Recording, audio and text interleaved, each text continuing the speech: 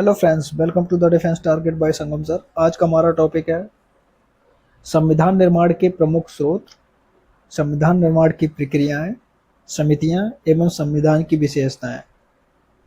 यह सीरीज बहुत ज़्यादा इंपॉर्टेंट होने वाली है अगर आप किसी भी गवर्नमेंट एग्जाम की तैयारी कर रहे हैं। Let's start our topic.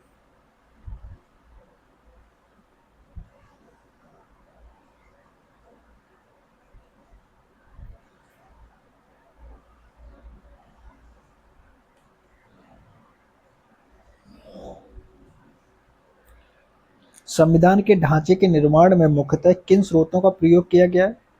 आंतरिक तथा बाह्य स्रोतों का प्रयोग किया गया है। भारतीय संविधान का अधिकांश भाग किस अधिनियम से लिया गया है? भारत शासन अधिनियम 1935 से लिया गया है।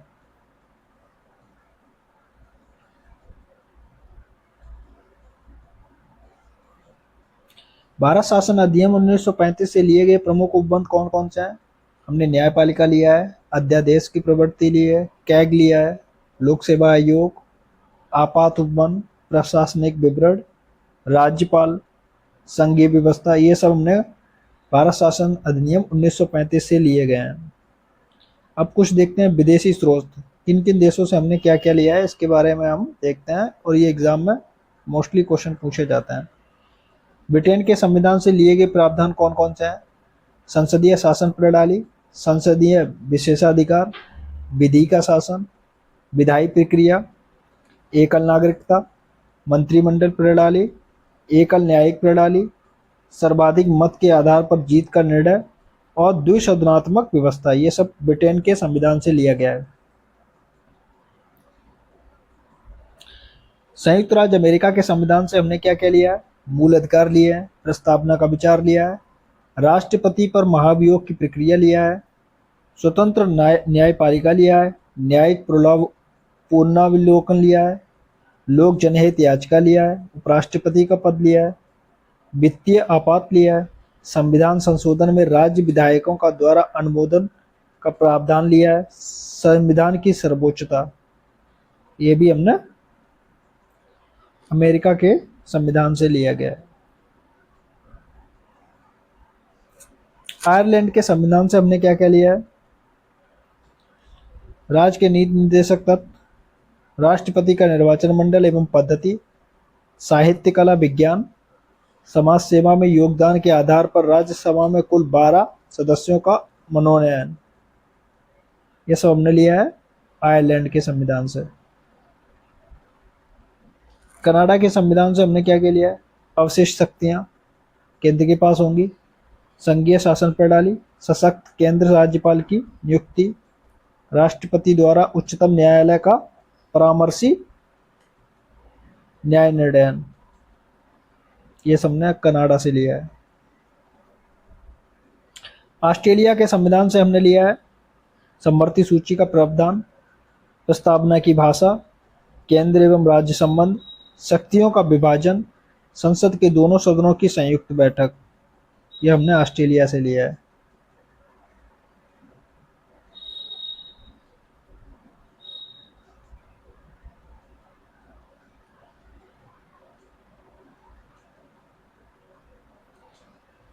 दक्षिण अफ्रीका के संविधान से हमने लिया है संविधान संशोधन की प्रक्रिया, राज्यसभा के सदस्यों का निर्वाचन। सोवियत संघ के संविधान से हमने मूल कर्तव्य लिए हैं, प्रस्तावना में सामाजिक, आर्थिक, राजनीतिक न्याय का आदर्श। ये सब हमने सोवियत संघ से लिया है। जर्मनी के वाइमर संविधान से हमने आपात के दौरान मूल अधिकारों का निलंबन ये लिया है। फ्रांस के संविधान से हमने लिया है स्वतंत्रता, समानता और बंधुता का सिद्धांत एवं गणतंत्रात्मक व्यवस्था। ये सब हमने फ्रांस के संविधान से लिया गया है। जापान के संविधान से हमने विधि द्वारा स्थापित प्रक्रिया ये लिया है। अब हम देखते हैं न्यायिक पुनरावलोकन व्यवस्था भारत व यूएसए दोनों में है। कौन सा लक्षण भारतीय परिसंघ और अमेरिकी परिसंघ में समान रूप से पाया जाता है? यह संविधान के निर्वाचन के लिए उच्चतम न्यायालय की व्यवस्था। राज्यसभा के गठन में प्रतिभा, अनुभव एवं सेवा को प्रतिनिधित्व देने हेतु भारतीय संविधान निर्माता किस देश से संविधान से प्रभावित थे? आयरिश से।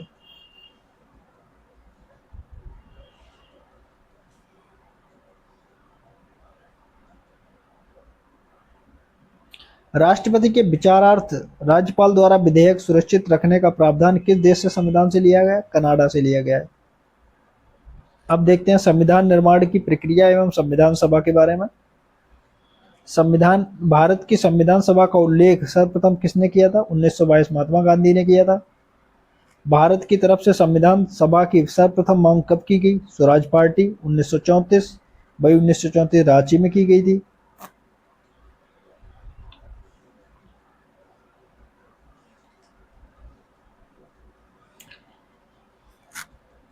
मानवेंद्र राय मानवेंद्र राय एम.एन. रॉय ने भारत संविधान के गठन का विचार किस वर्ष रखा था? 1934 में रखा था। भारतीय संविधान ने भारतीय राष्ट्रीय कांग्रेस ने पहली बार आधिकारिक रूप से संविधान सभा का गठन की मांग कब की थी? 1935 में स्वराज पार्टी के बाद। संविधान सभा के निर्माण हेतु वयस्क मताधिकार का विचार प्रस्तुत किया था किसने किया था? जवाहरलाल नेहरू ने 1938 में।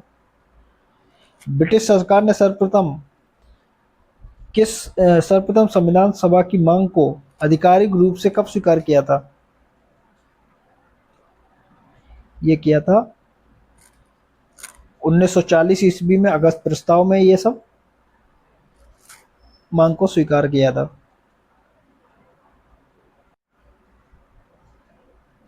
किस योजना के अंतर्गत भारत में संविधान सभा का निर्माण किया गया? कैबिनेट मिशन योजना के अंतर्गत किया गया था।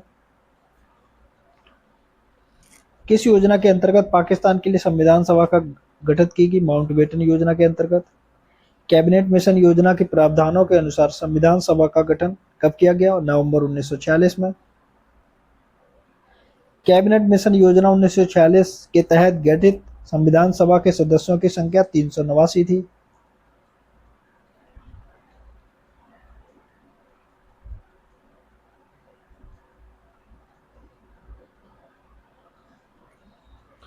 यहाँ पर क्षेत्र और सीटें दिए गए हैं। ब्रिटिश भारतीय प्रांत से 11 क्षेत्र थे जिसमें 292 सीटें थी। देसी रियासतों से 93 सीटें थी। मुख्य आयुक्त प्रांत 4 थे और 4 सीटें थी। कुल 389 सीटें।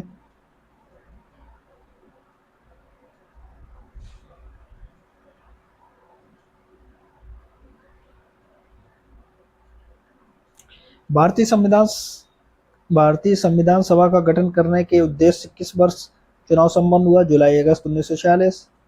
संविधान सभा की प्रथम बैठक कब हुई? 9 दिसंबर 1946 को।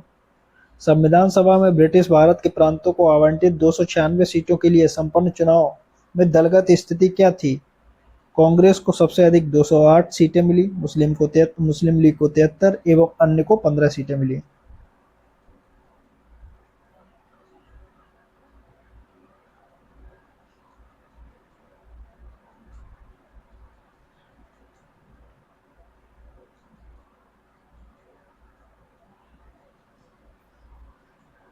संविधान सभा की पहली बैठक में उपस्थित कुल सदस्यों की संख्या कितनी थी? 211 सदस्य शामिल हुए थे। संविधान सभा के सदस्यों में महिलाओं की संख्या कितनी थी? 15 महिलाएं थीं।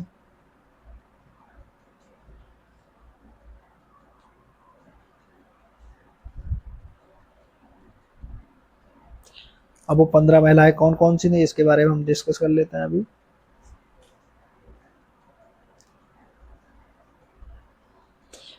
भारतीय संविधान में 15 महिलाएं भारतीय संविधान सभा में शामिल 15 महिलाएं कौन कौन सी? विजय लक्ष्मी पंडित, राजकुमारी अमृति कौर, सरोजिनी नायडू, सुचेता कृपलानी, पूर्णिमा बनर्जी, लीला राय, जी दुर्गाबाई, हंसा मेहता,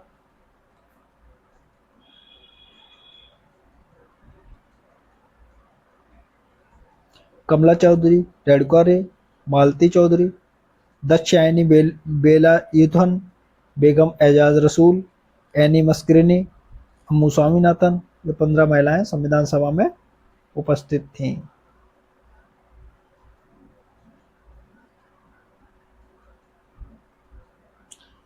संविधान सभा की प्रथम बैठक की अध्यक्षता किसने की थी?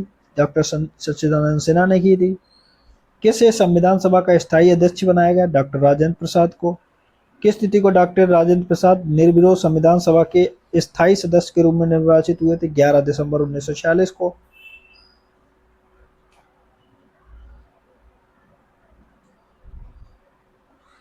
संविधान सभा की प्रथम बैठक 9 दिसंबर 1946 को कहाँ हुई थी? संसद भवन के केंद्रीय कक्ष में। भारतीय संविधान के निर्माण की प्रक्रिया पूर्ण होने में कितना समय लगा? 2 वर्ष 11 माह 18 दिन लगे थे। भारतीय संविधान पूर्ण रूप से लागू कब हुआ? 26 जनवरी 1950 को लागू हुआ। संविधान सभा द्वारा पारित किया गया संविधान विस्तृत था कितने भागों में? 22 भाग थे, 395 अनुच्छेद और 8 अनुसूचियों में विस्तृत था।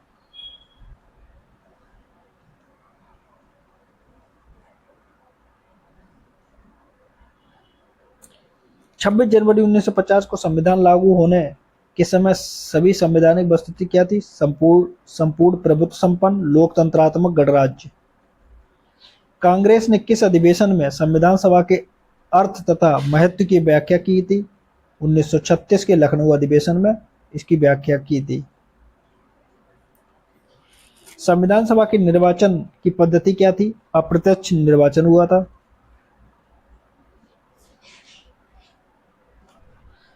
संविधान सभा के संवैधानिक सलाहकार कौन थे? बी.एन. राव थे। यहाँ से क्वेश्चन बहुत ज्यादा बनता है।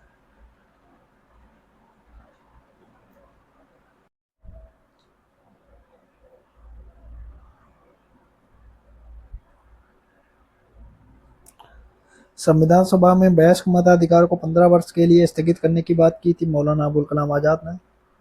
संविधान सभा के सदस्यों का चुनाव किसके द्वारा हुआ था? प्रांतीय विधानसभाओं द्वारा। संविधान सभा द्वारा राष्ट्रीय ध्वज को अपनाया गया 22 जुलाई 1947 को। किस वर्ष संविधान सभा द्वारा राष्ट्रमंडल में भारत की सदस्यता का सत्यापन किया गया?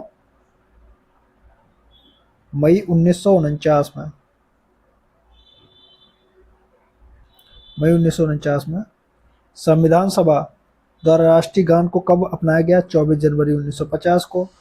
संविधान सभा द्वारा राष्ट्रीय गीत को कब अपनाया गया? 24 जनवरी 1950 को। संविधान सभा द्वारा डॉक्टर राजेंद्र प्रसाद को भारत के पहले राष्ट्रपति के रूप में कब चुना गया? 24 जनवरी 1950 को। महत्वपूर्ण भारत की समितियां, इसके बारे में हम देखते हैं। संघ शक्ति के अध्यक्ष थे जवाहरलाल नेहरू। संचालन समिति के अध्यक्ष थे डॉक्टर राजेंद्र प्रसाद। मूल अधिकार व अल्पसंख्यक अधिकारों से संबंधित परामर्श समिति के वल्लभ भाई पटेल, जिसकी 2 उप समितियां थी। मौलिक अधिकार उप समिति, इसके अध्यक्ष थे जे.पी. कृपलानी। अल्पसंख्यक उप समिति के एस.सी. मुखर्जी अध्यक्ष थे।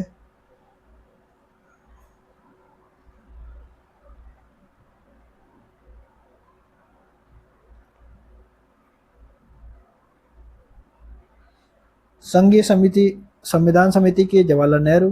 प्रांतीय संविधान समिति के वल्लभ भाई पटेल। प्रारूप समिति के भीमराव अम्बेडकर। प्रक्रिया नियम समिति के डॉक्टर राजेंद्र प्रसाद। कार्य संचालन समिति के.एम. मुंशी। राष्ट्रीय ध्वज संबंधी तदर्थ समिति के डॉक्टर राजेंद्र प्रसाद। संविधान सभा के कार्यान्वयन संबंधी समिति के जी.बी. मावलंकर।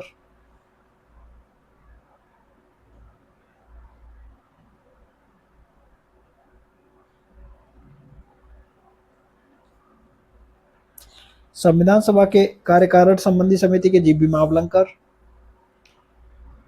राज्यों संबंधी समिति जवाहरलाल नेहरू। बिल एवं स्टॉक समिति के डॉक्टर राजेंद्र प्रसाद। संविधान सभा के प्रारूप समिति का गठन किया था 19 अगस्त 1947 को। संविधान सभा के प्रारूप समिति के अध्यक्ष थे डॉक्टर भीमराव अम्बेडकर।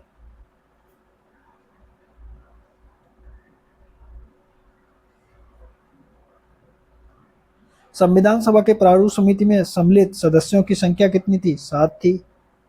संविधान सभा के सदन समिति के अध्यक्ष बी पट्टाभी सीतारमैया। झंडा समिति के अध्यक्ष डॉक्टर राजेंद्र प्रसाद थे।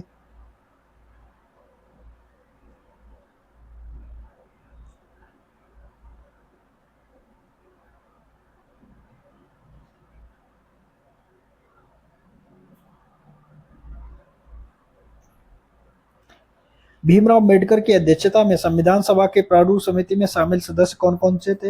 N Gopal Swami Iyengar, KM. Munshi, Alladi Krishnamachari Iyer, Mohammad Saadatullah, BL. मित्र।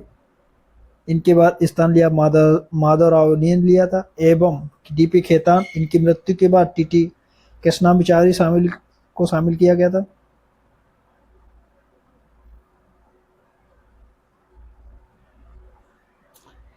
किस रियासत के प्रतिनिधि संविधान सभा में सम्मिलित नहीं हुए थे? हैदराबाद के। जिस समिति ने संविधान सभा की अन्य समितियों द्वारा प्रस्तुत सिफारिशों पर विचार किया था? प्रारूप समिति ने। प्रारूप समिति द्वारा तैयार संविधान का प्रारूप संविधान सभा के अध्यक्ष को कब सौंपा था? 21 फरवरी 1948 को सौंप दिया गया था। प्रारूप समिति द्वारा तैयार संविधान के प्रारूप पर संविधान सभा द्वारा प्रारूप में संशोधन हेतु प्राप्त सुझाव पर विचार विमर्श किस समिति का गठन किया गया था? विशेष समिति का गठन किया गया था।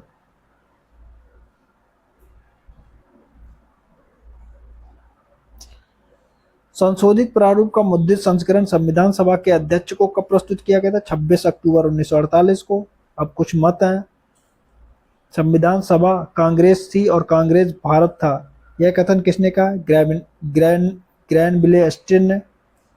अपनी राष्ट्रवादी प्रतिक्रिया में भारतीय संविधान के निर्माताओं ने अल्पसंख्यकों के हितों का, भावनाओं का के महत्व को कम करके आंका है। यह किया था आइवर जेनिंग्स ने कहा था।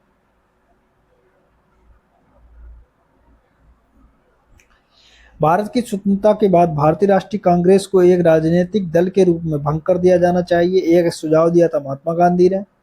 प्रारूप समिति ने एक मौलिक प्रलेख तैयार करने के बजाय विद्यमान परिस्थितियों में एक व्यावहारिक प्रलेख तैयार करने की चेष्टा की है। यह कथन था डॉक्टर भीमराव अम्बेडकर का।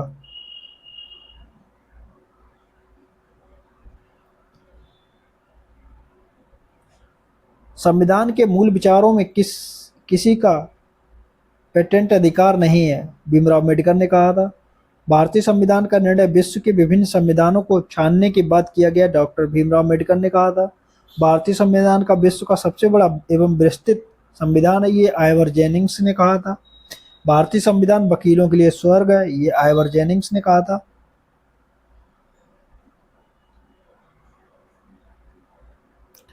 भारतीय संविधान कठोरता एवं लचीलेपन के मध्य एक अच्छा संतुलन स्थापित करता है, ये केसी व्हीलर ने कहा था। किसने भारतीय संविधान को अर्थसंघीय संविधान कहा था? केसी व्हीलर ने कहा था। किसने संविधान सभा को सहकारी संघवाद का पर आधारित बताया था? ग्रैनविले स्टीन ने कहा था। भारतीय संविधान के आधुनिक मनु की संज्ञा किसने दी? भीमराव अम्बेडकर ने। अब हम देख लेते हैं संविधान सभा की प्रमुख विशेषताएं क्या कहती हैं। सबसे लंबा एवं लिखित संविधान है, विभिन्न सूत्रों के ग्रहण से निर्मित है, नम्यता और अनम्यता के मध्य बेहतर समन्वय है, संविधान व्यवस्था की स्थापना के साथ साथ एकात्मक के तत्व भी विद्यमान होना, भारतीय सरकार का स्पष्ट लोकतांत्रिक संसदीय स्वरूप भी इसमें दिखाई देता है।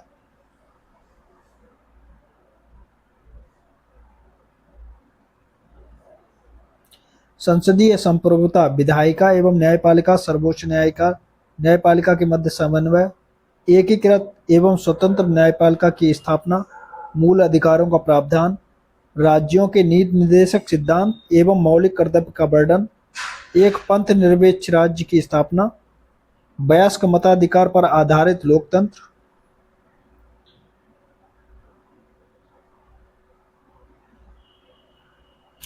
एकल नागरिकता की व्यवस्था, कुछ स्वतंत्र निकायों की स्थापना जैसे निर्वाचन आयोग, वित्त आयोग, संघ लोक सेवा आयोग, आपातकाल का प्रावधान, त्रिस्तरीय लोकतांत्रिक सरकार की स्थापना, केंद्र, राज्य एवं स्थानीय स्वशासन सरकार, सरकारी समितियों का प्रावधान। Thank you for watching.